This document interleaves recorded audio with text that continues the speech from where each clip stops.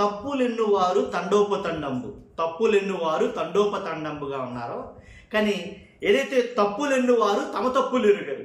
ఇది మనం చాలా సందర్భాల్లో వేమన గారు రాసిన పద్యం, చాలా సందర్భాల్లో మనం వింటూ ఉంటాం. నిజంగా అంటే మన ఇంట్లో ఆడవాళ్ళకి జరిగితేనే తప్పు, ఎదురు ఇంట్లో ఆడవాళ్ళు జరిగితే తప్పే కాదు. ఎదుటివారు ఆడవాళ్ళని మనం ఏమైనా అనొచ్చు, ఎదుటి ఆడవాళ్ళని. మన ఇంట్లో ఆడవాళ్ళని మాత్రం ఏంటి అన్నారని దాన్నే మనం 10 సార్లు చెప్తాం. ఆడవాళ్ళు అంటే ఎవరైనా ఆడవాళ్ళేనండి. మన ఇంట్లో మీ ఇంట్లో ఏంటి అసలు ఆడవాళ్ళని అంటమే తప్పు. ఆడవాళ్ళు ఎవరైనా కానీ, ప్రధానమంత్రి అయినా అంతే, ఎవరైనా అంతే. ఆ మహిళ అంటే మహిళని గౌరవించాలి అంతే, ఇంక 2 ఆప్షన్ లేదు అక్కడ. వాళ్ళ ఇంట్లో వాళ్ళ పెద్దోళ్ళ, లేకపోతే చిన్నోళ్ళ, ఉన్నోళ్ళ, లేనోళ్ళ కాదు, ఆడవాళ్ళని అనడం తప్పే. అసలు దీంట్లో ఇంక ఎలాంటి 2 ఆర్గ్యూ లేదు నన్ను అడిగితే కనుక. ఏం జరిగింది? నారా లోకేష్ గారు ఏంటి కొన్ని వ్యాఖ్యలు అయితే చేయడం జరిగింది. అంటే నారా లోకేష్ గారు నోటి వెంట వస్తాయని ఎవరు ఎక్స్పెక్ట్ చేయరన్నమాట. ఏం పీకారు మీరు? ఒక మహిళను ఉద్దేశించి ఏం పీకారు మీరు? మీ 5 ఏళ్లలో ఏం పీకారు, ఇప్పుడు ఏం పీకుతారు అన్నట్టుగా కొన్ని వ్యాఖ్యలు అయితే కనుక మాట్లాడడం జరిగింది. అది నన్ను అడిగితే తప్పే. ఒక మహిళ మగవాడు మాట్లాడుకున్నప్పుడు మాట్లాడితే పర్వాలా, ఒక మహిళ అడిగిన ప్రశ్న ఉద్దేశించి ఇలా మాట్లాడితే తప్పే. అసలు ఏం జరిగింది ఏంటనేది ఒక వీడియో ఉంది, చెప్తాను. ఆ వీడియో మనం విందాం. డైరెక్ట్గా ఆయన ఏమన్నారో విందాం. ఫస్ట్ ఆయన ఏమన్నారో వింటే నాకు ఒక క్లారిటీ వస్తుంది. ఈ లోపల ఫస్ట్ మీరు లైక్ చేయండి, చెప్తాను. లైక్ చేయండి. రాష్ట్రం మొత్తం తెలియాల్సిన వీడియో కదండి, మీ బాధ్యతగా మీరు లైక్ చేయండి. లైక్ చేయడం మీ బాధ్యత అని చెప్తాను నేను. అంతేకాదు కొత్తగా మన ఛానల్స్లో పక్కాగా సబ్స్క్రైబ్ చేయండి. మన ఛానల్ ఎవరు చూసినా సబ్స్క్రైబ్ చేయండి. అంతేకాదు మీ అమూల్యమైన అభిప్రాయాన్ని కామెంట్ రూపంలో తెలియజేయండి. ఫస్ట్ లైక్ చేయండి, నాకు కూడా మోటివేషన్గా ఉంటుంది. ఏమన్నారు లోకేష్ గారు అని అంటే కనుక ఒక్కసారి ఆయన మాటల్లోనే విందాం. నేను మాట్లాడటం కరెక్ట్ కాదు, కానీ నేను చెప్తే కొంతమంది లేదు ఆయన అలా అనలేదు, నువ్వు కావాలని చెప్తున్నారు వాళ్ళగా, అసలు ఆ మాటలు ఆయన అనడం, అలా అని వ్యక్తి కాదు, ఇలా రకరకాల మాటలు అయితే కనుక నా గురించి మాట్లాడతారు. కాబట్టి ఆ ఛాన్స్ నేనెందుకు తీసుకోవాలి?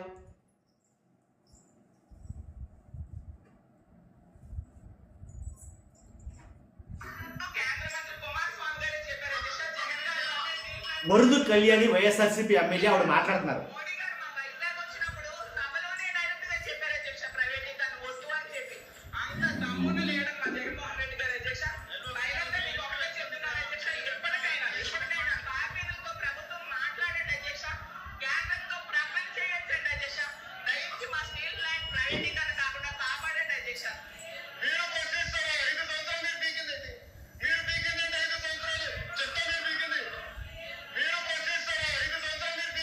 మీరు పీకింది ఏంటి? 5 సంవత్సరాలు. ఒకసారి చూస్తారు, అది మీరు చూద్దరు గారు.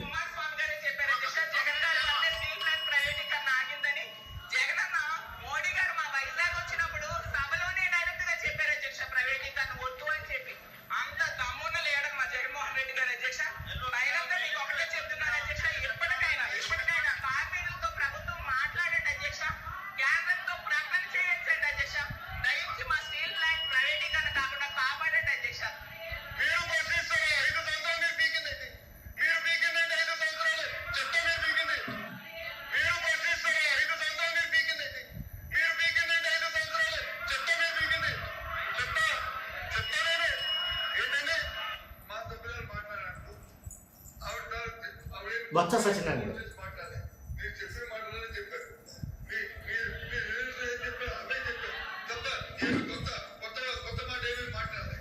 సరే, బొత్స సత్యనారాయణ గారు చెప్పింది ఏంటంటే, మీరు ఆ మాట మాట్లాడకూడదు. మహిళ అడిగినప్పుడు, ప్రశ్న అడిగినప్పుడు మీరు ఏం పీకారు, ఇలాంటి వ్యాఖ్యలు ఓ మహిళ పట్ల మాట్లాడడం కరెక్ట్ కాదు అని బొత్స సత్యనారాయణ గారు స్టాండ్ తీసుకుని ఆయన మాట్లాడారు. అయితే వరదు కళ్యాణ్ గారు అంత కానరాని మాటలు ఏం మాట్లాడారు అంటే కనుక, ఏంలే steel plant, Vizag steel plant గురించి ఏదైతే ప్రైవేటీకరణ జరిగిపోతుందో, ఆంధ్రప్రదేశ్లో చాలా ప్రైవేటీకరణ జరుగుతున్నాయి, మెడికల్ కాలేజ్ ప్రైవేటీకరణ జరుగుతున్నాయి.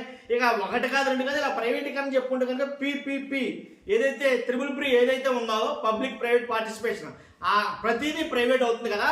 అలాగే ఏదైతే వైజాగ్ స్టీల్ ప్లాంట్ కూడా ప్రైవేటీకరణ చేసేస్తున్నారో, కాబట్టి అది ప్రైవేటీకరణ కాకుండా ఆపండి. జగన్మోహన్ రెడ్డి గారు ఉన్న 5 ఏళ్ల పాటు దాన్ని ఎవరు ఏమీ టచ్ చేయలేకపోయారు, ప్రైవేటీకరణ ఊసే ఎత్తలేకపోయారు. జగన్మోహన్ రెడ్డి గారు, మోదీ గారు పక్కనే కూర్చున్న సభలో తెగేసి చెప్పాడు జగన్మోహన్ రెడ్డి గారు ఏమని, ఎట్టి పరిస్థితుల్లో ప్రైవేట్కి ఒప్పుకోం మేము, ఇది ప్రైవేటీ కానివ్వం అనేసి ఆయన స్టాండ్ తీసుకుని మరీ చెప్పారు. ఎందుకని మంత్రులు మీ వాళ్ళే, పైన అధికారంలో ఉంది మీకు సంబంధించిన పార్టీ కూటమి పార్టీ, మీరు కింద రాష్ట్రంలో ఉన్నది మీరే అధికారం ఉంది కాబట్టి మీరు అవసరమైతే తెగించి అడగాలి కదా. అవసరమైతే మేము కూటమి నుంచి విడిపోతాం అది మీరు తెగించి అడగొచ్చుగా. లేదు మా పార్టీ నుంచి మీ పార్టీకి పొత్తు ఉండదు, పొత్తు మేము విత్డ్రా చేసుకుంటాం అవసరమైతే అని మీరు తెగించి అడగొచ్చుగా. ఎందుకు అడగలేకపోతున్నారు? ఎందుకు స్టాండ్ తీసుకోలేకపోతున్నారు? మీరు విశాఖ స్టీల్ ప్లాంట్ గురించి అని వరదు కళ్యాణి గారు కొన్ని వ్యాఖ్యలు చేశారు. ఆయన ఆ వ్యాఖ్యల వల్ల కొంచెం నారా లోకేష్ గారికి కోపం వచ్చినట్టుంది. కోపం వచ్చినా ఏమొచ్చినా ఆయన వెంటనే ఏం పిగారు మీరు, ఏం పిగారంట, ఉన్న 5 ఏళ్ళు ఏం పిగారు మీరు ఏం పిగారో మేము చూసాం కాబట్టి ఏం పిగుతారో తెలుసు మాకు, ఏం పిగారు అని ఇలా మాట్లాడాడు. ఆయన మాట్లాడటంతో వెంటనే బొత్స సత్యనారాయణ గారు నిలబడి ఆ మాటలు తప్పు మాట్లాడారు మీరు, అవి చాలా రాంగ్ అవి, కానీ ఆ మాటల్ని విత్డ్రా చేసుకోండి, ఆ మాటల్ని రికార్డుల్లోంచి తొలగించండి అని బొత్స సత్యనారాయణ గారు స్టాండ్ తీసుకుని మాట్లాడడం జరిగింది. కానీ వెంటనే నారా లోకేష్ గారి దగ్గర ఒక అస్త్రం ఉంది అని అన్నారు వైఎస్ఆర్సీపీ వాళ్ళు. ఏంటో అస్త్రం అంటే కనుక మా అమ్మని నిండు సభలో అవమానించారు అని ఆ అస్త్రాన్ని ఒకసారి కాదు 2 సార్లు కాదు, అవమానం జరిగిందో లేదో అసలు అది కన్ఫర్మేషనే లేదన్నాడు జగన్మోహన్ రెడ్డి గారు. కానీ ఆ మాట పట్టుకుని ఎప్పుడు ఏ డిస్కషన్ వచ్చినా మా అమ్మని అవమానించారు, మీరు మా అమ్మను అవమానించారు అని లోకేష్ గారు పదే ఆ మాట చెప్పడం కూడా భావ్యం కాదండి అని బొత్స సత్యనారాయణ గారు ఎక్స్ప్లెయిన్ చేశారు. కాబట్టి ఇది ఎంతవరకు సమంజసం ఒక మహిళ పట్ల ఇలా మాట్లాడటం. కాబట్టి అంటే మన ఇంట్లో అయితే కనుక అవమానం, అది వేరే వాళ్ళ ఇంట్లో అవమానం కాదు. అంతేకాదు మీరు మాట్లాడేది మన ఇంట్లో జరిగితే తప్పది, వేరే వాళ్ళ ఇంట్లో జరిగితే తప్పు కాదు, అది గొప్ప అయిపోద్ది అంతే కదా. మనమైతే గొప్పవాళ్ళు, వాళ్ళైతే తక్కువ వాళ్ళనా ఏంటి దాని అర్థం. కాబట్టి మహిళ ఎవరైనా మహిళే, దాంట్లో ఎలాంటి డౌట్ లేదు, దానికి తారతమ్య భేదాలు లేవు.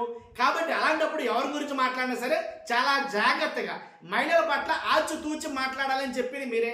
మహిళల ప్రభుత్వం చెప్తారు, మహిళలకి ఎక్కడైనా అవమానం జరిగితే మేము వెంటనే దాని మీద యాక్షన్ తీసుకుంటామని చెప్తారు. కానీ అధికారంలో ఉన్న మీరే అలా మాట్లాడితే ఎలాగా, ఇది ఇప్పుడు సబ్జెక్టు. కాబట్టి మీరు అలా అని ఉండకూడదు కదా, ఆ అన్నందుకు మీరు క్షమాపణ చెప్పండి అని బొత్స సత్యనారాయణ గారు అన్నారు. బొత్స సత్యనారాయణ గారు అన్న దాంట్లో కూడా నాకేం తప్పేం కనబట్ల, కానీ నడవడంలో తప్పేం లేదు, ఎందుకని లోకేష్ గారు మాట్లాడారు కాబట్టి. అదే మిమ్మల్ని ప్రశ్నించిన సభ్యురాలు కాకుండా వేరే సభ్యుడు ఎవరైనా మగవాళ్ళు ఎవరైనా అయితే కనుక మీరు ఆ మాట మాట్లాడినా అది వేరే రకంగా ఉండును. సర్లే మగవాళ్ళు ఇంకా ఏదో మాట్లాడుకున్నారని, కానీ ప్రశ్నించింది ఓ మహిళ. ఆ మహిళ పట్ల సమాధానంగా మీరు వెంటనే మీరేం మీకారు 5 ఏళ్లలో, మీరు మీకిందేంటి ఇలా మాట్లాడితే అది మహిళల దగ్గర మాట్లాడాల్సిన మాటలు కాదు అవి, కొంచెం ఎందుకంటే వల్గర్ లాంగ్వేజ్ కింద వస్తాయి కాబట్టి అవి. కాబట్టి ఆ రకంగా మాట్లాడటంతో నారా లోకేష్ గారు ఒక సభలో కొంచెం గందరగోళం అనేది ఏర్పడింది. కానీ ఖచ్చితంగా దాని మీద వెంటనే నారా లోకేష్ గారు ఏం చేయాలంటే, నిజమే నేను మాట్లాడింది తప్పే, పొరపాటున కొన్ని పదాలు దొర్లాయి కాబట్టి నేను అవి విత్డ్రా చేసుకుంటున్నాను అని ఒక మాట అంటే చాలా గౌరవంగా ఉంటుంది, చాలా హుందాతనంగా ఉంటుంది నారా లోకేష్ గారు. సహజం, మానవ పుట్టిన తర్వాత తప్పొప్పులు అనేది సహజం. కాబట్టి అలాంటప్పుడు మనం దాన్ని రిగ్రెట్ ఫీల్ అయ్యి మనం చేసిన తప్పు అని తెలుసుకుని వెంటనే మనం అది తప్పు జరిగింది, నా నోట్ల నుంచి కొన్ని వర్డ్స్ తప్పుగా వచ్చినాయి కాబట్టి సారీ చెప్పి ఏంటి ఆ వర్డ్స్ నేను విత్డ్రా చేసుకున్నాను ఒక మాట అంటే సరిపోను. అలా అనకుండా కౌంటర్గా ఏం చెప్పారంటే కనుక, అలా అనకుండా ఎప్పుడూ కౌంటర్గా, అంటే ప్రతిసారి మా అమ్మకు జరిగిన అన్యాయం అని ఎత్తుకొస్తున్నారు నారా లోకేష్ గారు అని చెప్పారు. ఆయన కూడా అని చెప్పారు, మా అమ్మను అవమానించలేదా మీరు అంటే, మీ అమ్మగారిని ఎవరో అవమానించారు, అది తప్పే, దాంట్లో అలా తప్పే. అవమానించడం మీ అమ్మగారినే కాదు, ఎవరిని అవమానించినా తప్పే, ఇది నేను చెప్తున్నాను. కాబట్టి దాన్ని మీరు పదే పదే తీసుకొస్తా ఉంటే జరిగిన అవమానం ఒకసారి అయితే కనుక మన వల్ల 10 సార్లు ఎక్కువ అవుతుంది. ఇక మీరు గమనించాలి. కాబట్టి జరిగింది గతం, అక్కడ అయ్యింది, ఆపేయాలి. తర్వాత మనం ఏ తప్పు చేసినా దాన్ని బూచిగా చూపించడం కరెక్ట్ కాదేమో అని నా అభిప్రాయం. వైఎస్ఆర్సీపీ కూడా అది చెప్తున్నారు. ఆయన బొత్స సత్యనారాయణ గారు కూడా ఏంటంటే నారా లోకేష్ గారు పద్దాక అదే విషయాన్ని ప్రస్తావన తీసుకురావడం తప్పు, అసలు మమ్మటికి తప్పది. ఎందుకంటే నేను చెప్తున్నా, మీ అమ్మగారికి జరిగింది ఒకవేళ అనుంటే కనుక అది తప్పే, ఎవరైనా సరే తప్పే అని బొత్స సత్యనారాయణ గారు అన్నాడు. ఆయన అన్న తర్వాత కూడా మీరు పదే అదే ప్రస్తావన తీసుకురావడం బాగాలేదని నారా లోకేష్ గారు కూడా చెప్పడం జరిగింది. కాబట్టి పద్దాక అదే ప్రస్తావన తీసుకురావడం అంటే మీరు అనాల్సింది అనేయటం, మనం ఏదైతే అనాలనుకున్నామో అది అనేయటం అనేసి ఆ అంశాన్ని తెర మీద తీసుకురావడం కరెక్ట్ కాదేమని అనిపించింది. కాబట్టి ఎందుకంటే ఏదేమైనప్పటికీ మహిళలను గౌరవించాలి, అదే మన అల్టిమేట్ మనం చెప్పాలి. ఫస్ట్ ఏదైనా లైక్ చేయండి. లైక్ చేస్తారా? లైక్ చేస్తే నాకు మోటివేషన్ ఉంటుందండి, ఎక్కువ మందికి ఇన్ఫర్మేషన్ షేర్ అవుతుంది. కొత్తగా మన ఛానల్ చూస్తే పక్కాగా సబ్స్క్రైబ్ చేయండి. మీ అమూల్యమైన అభిప్రాయాన్ని కామెంట్ రూపంలో తెలియజేయండి. Thank you very much.